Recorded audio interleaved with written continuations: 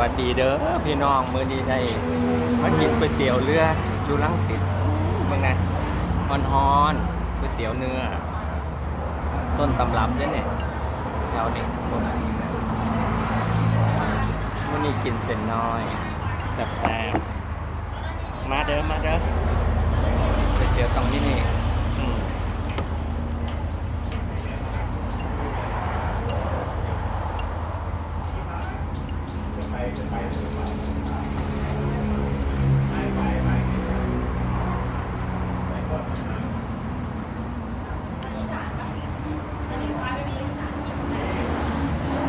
อืม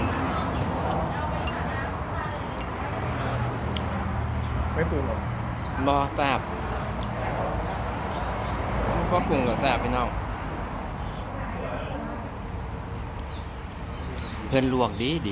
เส้นนิ่มๆอืม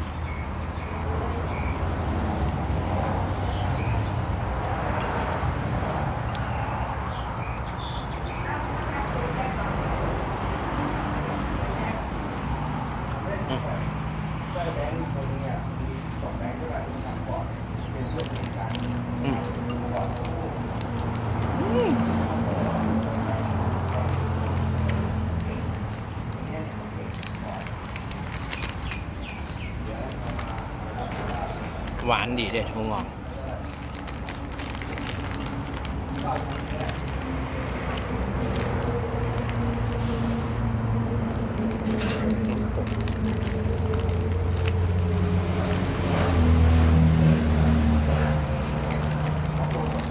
หนังป่าน้ำ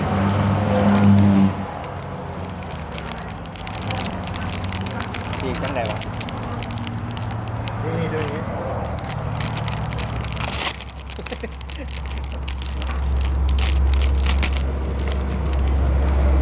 แนวมากหนังปลากรอบ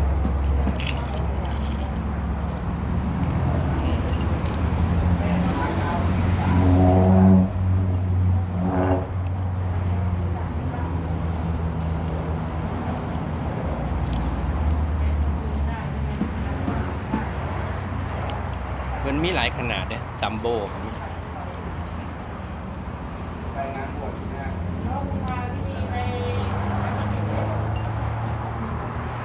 น้ำตกมันแซ่บมันย้อนมันมีอันน้ำเลือดนั่นแหละครับ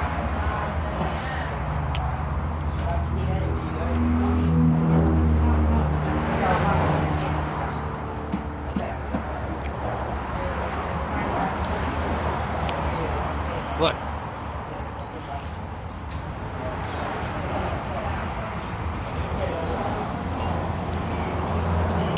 แซ่บเพราะเส้นหมี ดี กินก๋วยเตี๋ยวต้องกินฮ้อนๆเนอะมันยังแซ่บเลยพี่น้องเลย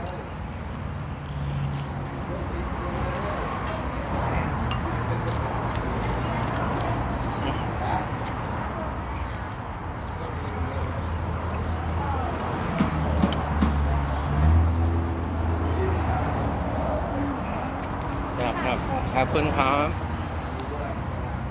มากินน้ำเนี่ยมันลาดมาก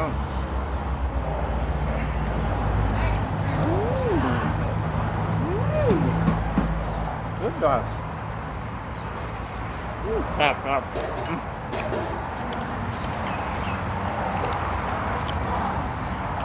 ว่ามันก็ดี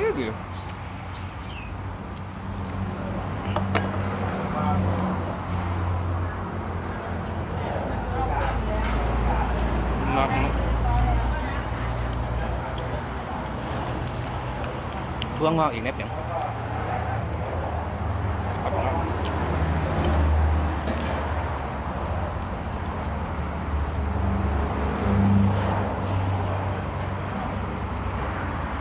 นัวตัวแกเรียนนะ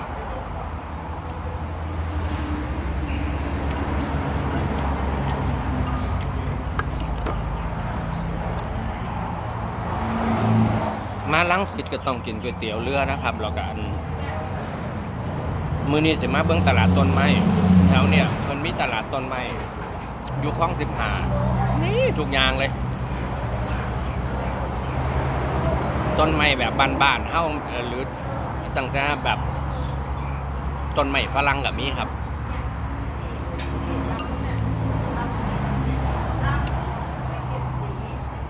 ขายทั้งปีกทั้งทรง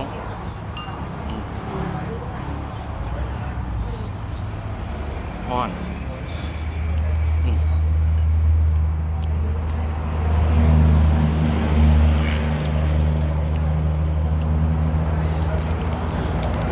มา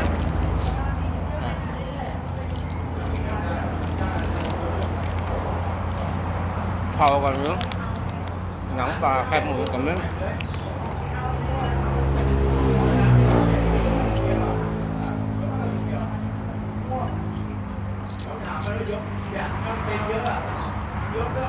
มันซื้อร้านก๋วยเตี๋ยวเรือเมืองปทุมจ้ะเก่ารสเด็ดราคาทั่วไปเริ่มตั้งแต่ธรรมดา35พิเศษ40จัมโบ้50นึงไฮไลท์ครับเนี่ยพิเศษเนี่ย40 บาทนึงพี่น้องเลย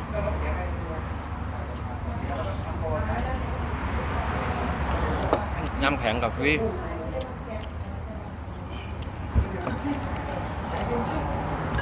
มันสิแค้นกินน้ำกันนะ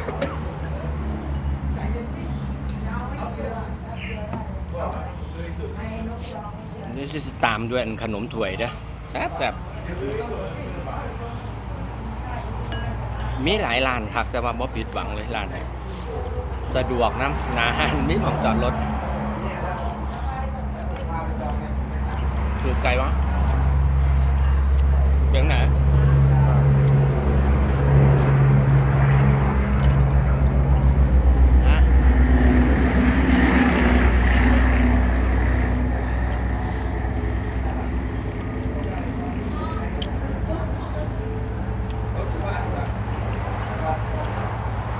ตื่นมาน้ำเพราะอาบพี่น้องล้างหน้าแปรงฟันมาเลยโชคดีรถบ่ติดน้ำมันมันนี่เป็นแบบวันหยุดไหมเสาร์อาทิตย์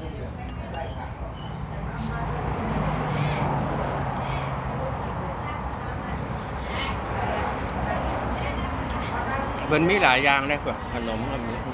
กับกรอบแบบนี้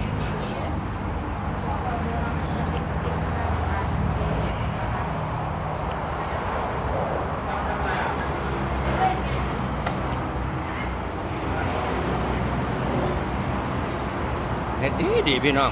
สำคัญสะอาดได้กินอาหารแซ่บ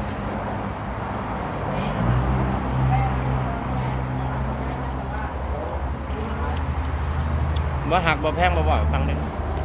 ร้านแซ่บ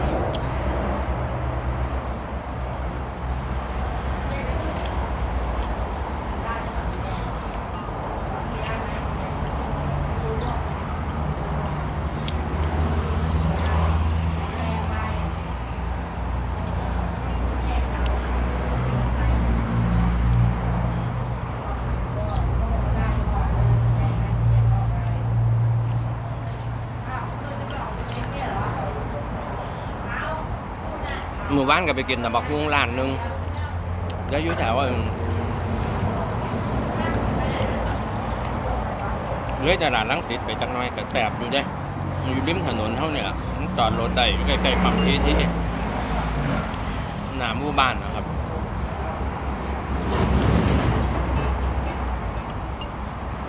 บรรยากาศดีครับทางหลังเพิ่นเลี้ยงไก่เลี้ยงอย่างเดี๋ยวกินฮอดบ้านเฮาความเป็นเอกลักษณ์อีสานเนี่ยมีความคลาสสิกได้พี่น้องไอ้พันตีกับเพิ่งเอาไม้ไผ่เห็ดลานไหม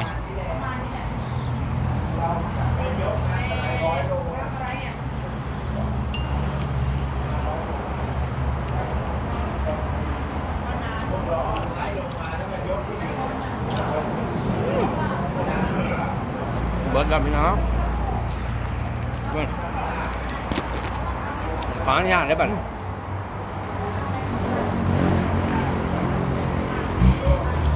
ก็จะยกรถ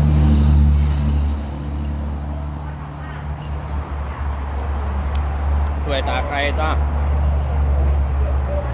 เอกลักษณ์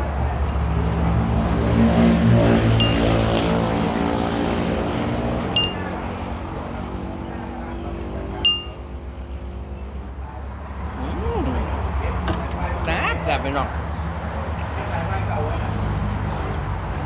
มาล่างผักอีกจักไม้หนึง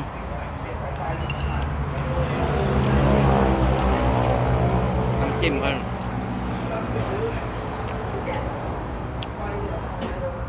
หอมน้ำจิ้มบักพริกแห้งกับน้ำบักขามเปียกไหมผมว่าหอมเลย